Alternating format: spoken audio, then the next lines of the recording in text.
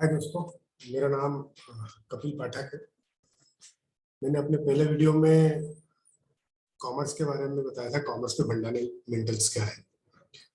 अब उसी का अगला पार्ट है ये तरीके से कि कॉमर्स के में क्या क्या शामिल होता है। फिर में पढ़ाई जब पढ़ने के माध्यम से देखते हैं तो ऐसे बहुत सारी चीजें, पर एक स्टडी के अगर फॉर्मेट में देखें तो कॉमर्स में क्या क्या शामिल होता है। जो बच्चे 10th कर चुके हैं और 11th, जिन्होंने 10th पास कर ली, उनके सामने समस्या रहती है कि हम सब्जेक्ट कौन सा चूज करें, साइंस, कॉमर्स, आर्ट्स या और कुछ पढ़े। तो कई बार क्या होता है कि हम जब 10th में पढ़ रहे होते हैं तो हमको लगता है कि साइंस थोड़ा सा टफ है, कॉमर्स इजी है, आर्ट्स उससे भी ज्यादा इजी है, तो हम सब्जेक्ट उस बेस पे तय कर लेते हैं। पर एक्चुअल में होना ऐसा नहीं चाहिए। कोई भी सब्जेक्ट अगर आपको चूज करना है तो सबसे पहली चीज ये होना चाहिए कि उस सब्जेक्ट को पढ़ने की आप में योग्यता है या नहीं है, और दूसरा आपका इंटरेस्ट है। कई बार सिर्फ इसलिए कोई सब्जेक्ट मत ले लीजिए कि वो सरल है, वो कठिन है या सारी चीजें हैं, क्योंकि कोई भी सब्जेक्ट सरल नहीं होता, कोई भी सब्जेक्ट कठिन नहीं होता। डिपेंड करता है कि उसको आप किस तरह से पढ़ते हैं या समझते हैं। या कई बार हमारा माइंड सेट ऐसा होता है कि हम बहुत सारी चीजें, कुछ स्टूडेंट होते हैं जिनको साइंस में बड़ी रुचि होती है, उनके लिए साइंस इजी हो जाता है। कुछ बच्चे होते हैं जिनके लिए मैथ्स में बड़ी रुचि होती है, उनका मैथ्स बड़ा अच्छा हो जाता है। कुछ बच्चे ऐसे होते हैं जिनका अलग स्ट्रीम में इंटरेस्ट होता है, तो उनका क्या बोलते हैं, वो उनके लिए इजी हो जाता है। तो ये डिपेंड करता है कि आप का इंटरेस्ट किस चीज में है, या आपकी रुचि किस चीज में, आपकी योग्यता किस चीज में है। कृपया सब्जेक्ट सिलेक्शन के समय इस चीज का ध्यान रखें।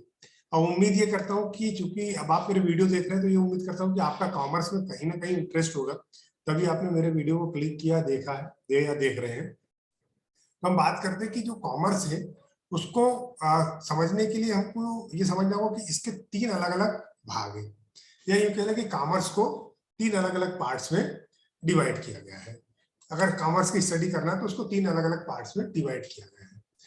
और कॉमर्स एक ऐसी चीज है, समझिए कॉमर्स कितना गहरा सब्जेक्ट है, कि जो कॉमर्स या वाणिज्य है वो राष्ट्र के भाग्य को, वो प्रतिभा को बदल देता है। कैसे? आज जैसे यूक्रेन और रूस का जो युद्ध चल रहा है, तो आप देख रहे होंगे कि प्रतिबंध लगाने की बात होती तो आर्थिक प्रतिबंध लगाए जाते हैं। आर्थिक प्रतिबंध लगाने का सीधा सा मतलब है कि उसके कॉमर्स को डिस्टर्ब कर दो। अगर आप पे आर्थिक प्रतिबंध लगा दिए तो हर तरीके से आपको फाइनेंशियल क्राइसिस हो जाएगी, तो आपका देश नहीं चल पाएगा। तो ये कॉमर्स कितना महत्वपूर्ण, इससे आपको समझ में आ जाएगा। अब जो पहला कॉमर्स के 3 अलग अलग पार्ट्स हैं, या कॉमर्स को स्टडी करने के 3 अलग अलग क्राइटेरिया हैं, ये समझ लीजिए, जिसमें से आज हम पहले के बारे में डिस्कस करेंगे, और जिसको हम बोलते हैं बिजनेस स्टडी। कॉमर्स का सीधा सा मतलब ही बिजनेस से होता है, क्योंकि अगर बिजनेस होगा तो उसके जरिए आप कहीं ना कहीं कॉमर्स को अपने जीवन में ला पाएंगे। और तो नीचे कुछ कारण दिए हुए हैं जो कि बिजनेस का अध्ययन हमको क्यों करना चाहिए, तो उस पर हम एक एक करके बात करते हैं। आज के वीडियो में हम इसी सब्जेक्ट पे बात करेंगे। अब जैसे बिजनेस स्टडी एक ऐसा सब्जेक्ट है जिसमें किसी फर्म, व्यवसाय या उद्योग के संचालन और संगठन से संबंधित क्रियाकलापों को हम अध्ययन करते हैं, और एक फर्म में क्या विशेषताएं होती हैं, उसमें क्या क्या उसकी जरूरतें होती, उन सब चीजों को इसमें हम पढ़ते हैं। तो आपने देखा होगा कि अलग अलग तरह के व्यवसाय किए जाते हैं। अगर दुकान, अगर छोटे से हम, चूंकि हम बड़े छोटे ढंग से बात करते हैं, तो छोटी सी अगर हम दुकान की बात करें, मार्केट में जाते हैं तो आपको किराना दुकान की जरूरत होती है, मोबाइल दुकान, मेडिकल स्टोर, कपड़े की दुकान, जूते की दुकान, इसके बाद अन्य पूजा पाठ की सामग्री की दुकान, ये सारी चीजें होती हैं। तो अगर आपको किस फील्ड में जाना है तो आपको पर्टिकुलर उस फील्ड का आपको नॉलेज लेना पड़ेगा, जो कि हमारा सेकंड पार्ट है। सेकंड पार्ट में क्या है कि आपको, जैसे मैंने दुकानों के नाम बताया, आप सपोज करो आपको मेडिकल स्टोर खोलना है, तो अब मेडिकल स्टोर खोलना है तो आप किराने की दुकान के बारे में पढ़ के, और उसके क्या बोलते हैं, उसमें किस तरह से सामान खरीदा जाता है, कहाँ से खरीदा जाता है, और क्या भाव है, किन चीजों का क्या भाव, और कैसे आपके पास कस्टमर आते हैं, आपने 6 महीने एक किराने की दुकान की स्टडी करी और फिर आप मेडिकल खोलने चले गए, तो ये कहीं ना कहीं तो गलत होगा ना, आप उस व्यवसाय में असफल हो जाएंगे। तो क्या आप किस व्यवसाय को करना चाहते हैं, तो उसमें उसकी कार्यप्रणाली क्या है, अर्थात करने का तरीका क्या है, उसका डिस्ट्रीब्यूशन किस तरह से किया जाता है, काम का डिस्ट्रीब्यूशन, उसको किस तरह से चलाया जाता है, किराने दुकान चलाने का तरीका अलग है, कपड़े की दुकान चलाने का तरीका अलग है, और उसमें जो क्या बोलते हैं, किस तरह की स्किल की जरूरत होगी। एक जो क्या बोलते हैं, कपड़े किराने की दुकान है, जूते की दुकान पे काम करने वाला लड़का है और एक मेडिकल स्टोर पे काम करने वाला लड़का, दोनों की स्किल का अलग अलग होगा। तो इन सब चीजों का अध्ययन बिजनेस स्टडी के अंतर्गत आता है। इसके अलावा हर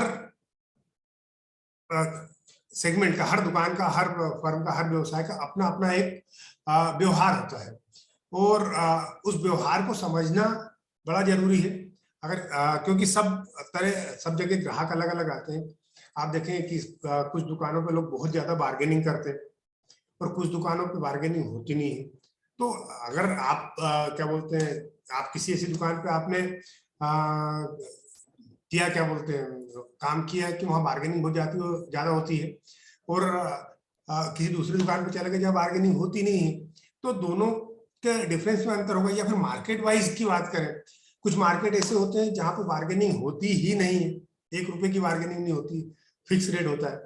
और कुछ मार्केट ऐसे तो जब बार्गेनिंग किए बिना आप सामान नहीं खरीद सकते। तो उन दोनों के व्यवहार को समझना बिजनेस स्टडी का तरीका है।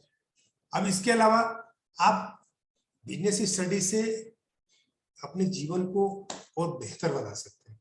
आप में एक पेशेवर रवैया आ जाता है जब बिजनेस स्टडी करते हैं, तो आप एक पेशेवर रवैया आ जाता है। जैसे अगर इसको हम यूँ बात करें, जब आप नॉर्मली किसी बिजनेस को नहीं कर रहे होते हैं, या जब आप कॉमर्स से नहीं जुड़े होते, नहीं पढ़ रहे होते, तो आप मन के राजा होते हैं। सीधी सी बात है, स्टूडेंट लाइफ होती भी मन के राजा की।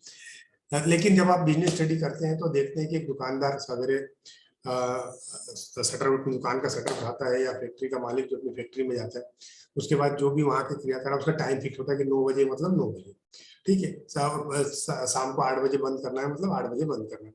तो ये आपके जीवन को एक तरीके से सिस्टमेटिक कर देता है, या पेशेवर जीवन आपका बन जाता है। इसके बाद जो आखिरी एक चीज जो इसमें आती है वो है कि एक व्यवसाय सिर्फ एक व्यक्ति को या एक परिवार को प्रभावित नहीं करता।